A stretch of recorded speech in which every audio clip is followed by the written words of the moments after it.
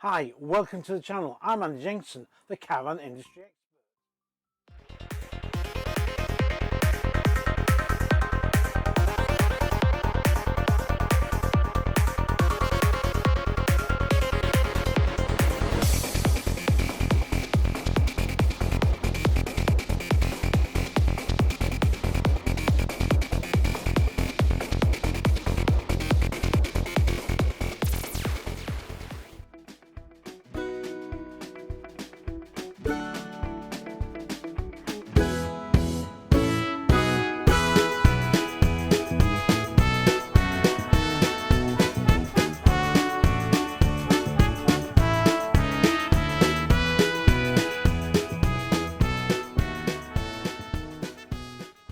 Right, excuse me, I've been doing a lot of talking today, that's nothing unusual you're saying.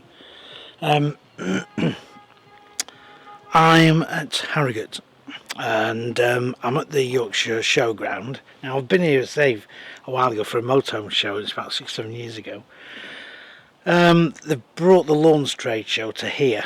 Now, I've been looking around and I don't know, as it works as a show, it'll be interesting to see what happens when the public turn up, but I don't know. I mean, the mood I've been speaking to a few people, and some people are sort of not over keen, and a lot are thinking that it's very expensive and it's got to be a good show. Now, driving into Harrogate, I noticed there wasn't really a lot of signage for the show.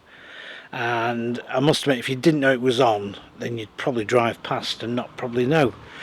I've been talking to a lot of people here, still setting up. I mean, it's now 6:30 and it's still a beautiful, sunny, warm evening. But I mean, I'm down here on Willoughby stand. I mean, some of the stands are really big. I've been on the tours. There's Adria here, there's Bailey here, there's all Swift Group here. They're showing some motorhomes and camper vans, same with Eldis, and also who else have we got? Coachman, I think I mentioned them. But when it comes down to holiday homes and lodges, there's quite a few people here. Some very big stands, and I was talking to I've been talking to a few of the holiday home makers and lodge people, and they're just sort of saying this has got to be a good show. Otherwise it's going to be an expensive show and not very productive. Now we've got the public coming in tomorrow. Now I'm going to come in on the Sunday to check out what's happening, so I'm going to take some snippets then probably. I've been doing a bit of work for magazines, so doing a few reviews for Practical and other bits and pieces. So it's all getting pretty quiet here now, but people sort of still milling about. Yeah, I mean, the holiday home side of things, they've got quite a good display areas, and as I say, but they're on a real hill, and they've sometimes some of the guys checking up who do all the actual bring the vans in and get them, leveled up, and they've had a bit of a job on, and it just shows you the amount of work that goes into a show, especially an outdoor show, because of course the terrain, it's not level, and like he said, it doesn't take much for one of these things to start moving, so you've got to make sure it's all done properly. So look, the thing is, you'll get this video going out probably, as the show opens up on tomorrow, Friday. And what I suggest is, look, if you're in that area over this weekend, the forecast isn't bad, make a trip to it, have a look for yourselves, especially if you've been ex-Lawns visitors, and see what you think. See if you think it's a good show. I mean, there's quite a few little stands and stuff around here, and I think there's a big accessory place down the bottom end. But I think you're going to have to come and see it yourself. I mean, when there's a public here, it's a different atmosphere, isn't it? But it's just that, you talk to people, and it's just sort of, you do get this sort of vibe that people are here, they feel they've got to be here because it's a new show, and everybody's hoping that it's going to be a hit. As people here working incredibly bloody hard, actually. and what have you. Locking up in 10. Sorry? We're locking up in 10 minutes. You're locking up at 10 minutes? I thought you were saying you're locking up at 10 o'clock. No. I was going to say, I'll be gone before then. Yeah, don't say Right, well, my car's down the car park. I was making my way down there anyway, so. Alright, mate, are you back tomorrow? I'm back on Sunday and then back during the trade week. Alright, okay. So yeah. Looks good, doesn't it? It is, yeah. It's quite challenging to put some of these holiday homes on there with the ground, yeah. But it's made a difference. I think it's good when they're on the slopes. But it's like it's a small town turned up on it. Yeah, it's good. The village. Alright, okay, cheers for that. I'm going down now. Right, there you go. So I've got my marching orders. And I'm ready for something to eat. I've not had anything to eat since this morning. I've had a few drinks around the way of manufacturers giving me drinks on the way round.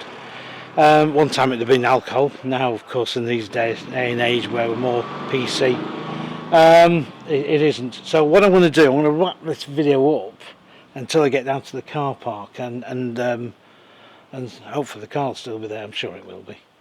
And then I'm going to go and find somewhere to eat, but not in Harrogate. I think I'm going to go back on the A59, and there's a couple of nice pubs along there, and have myself a bit of a chill out, because I've been on my feet all day, roaming around, talking to people, as I say, doing reviews. I've done some videos as well, so you'll see those coming up at some stage.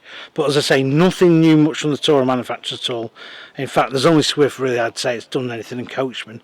Everything else is pretty much the same, which is really disappointing, because I know the market is going to stagnate. It's already stagnated in a lot of areas, and that's all markets. That's on the holiday home side as well as the tourers. So you know, when things are like that, usually you need something to really stimulate the market to get people to actually come and spend the money and make that purchase. So I think we've got to see some more new models, because if we don't, it becomes very stagnant and people aren't going to buy. Anyway, on that note, I'm going to go down, because I'm going to get my car locked in if I'm not careful. See you in a minute. I'm a little bit lost here now. I think I need to go up here, which is a bit of a pain. But I've just come down from that way. It seems to be the only way. I've asked people, nobody seems to be any the wiser. Ah, now then. What's that down there? Might be able to get down through this way. I was down in the special car park. So, yeah.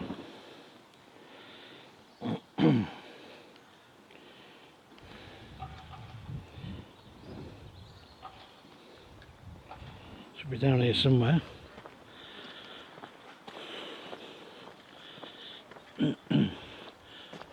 I'm always stuck on. I'm always one of these. I'm always last. I'm always the last one to come and get out. Still guys here working.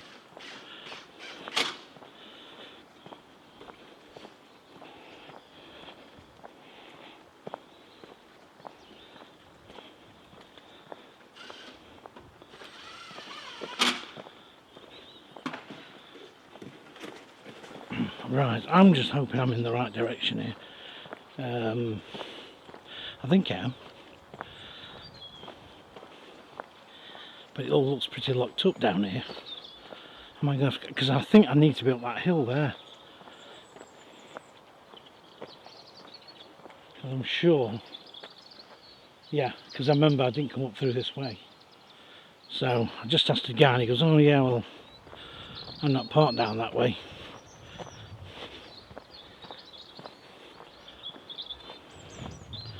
This is looking all pretty much locked up to me. They're calling this the Gold Gate, but I don't think it's going to strike gold for me, that's for sure.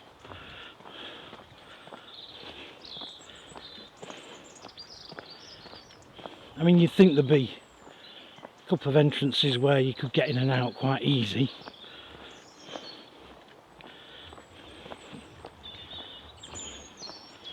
Yeah, because I'm parked up the way, that's for sure. Now, if I can't get out through here and it's looking pretty dodge, I'm going to have to really struggle to get at. Yeah, everything's actually well padlocked up, look. Oh, great. Right. Yeah, I need to be up this road. Right, see what else I can do. This isn't looking good. Oh, I'm just about finished walking around. I'm just all out on my last legs now. Last thing I wanted to do was go even further.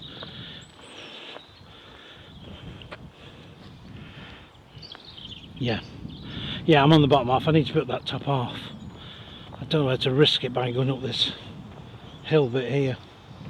So I get on. That's brilliant. Thanks very much. That's okay, no worries. Cheers, thank you. I'll see you tomorrow, yeah? Thank you. No worries, darling. Thanks.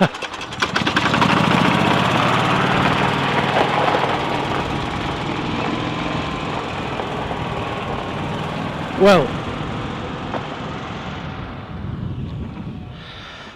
back at the car, rescued by the truck there, and she was very good. She brought me a lift up, although I didn't have very far to walk.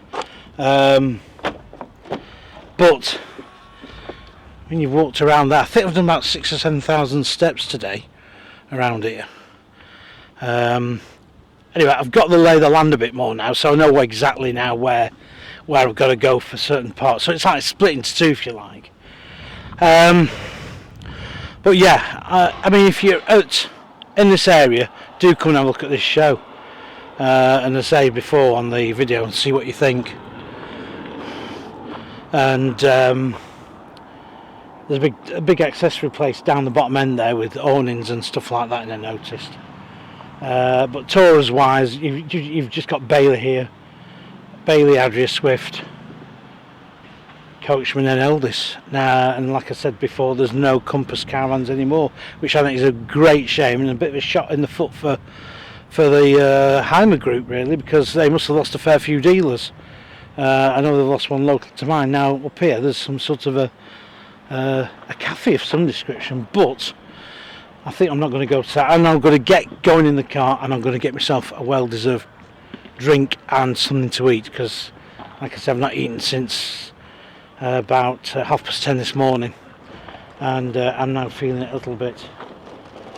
So yeah, I'm going to get going. Car's covered in dust. I did give it a clean yesterday as well. Anyway, not to worry. Oh, might not forget the old camera bag.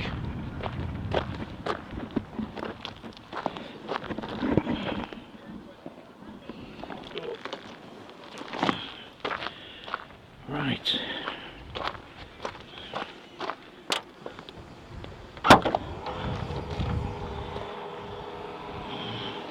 Don't look at my boot, it's a disgrace. I've got a towel here to help wipe my face down, and I need it. The tow ball cap is in the car, so I've forgot to put that on. But anyway, let's see. Right, so please keep watching.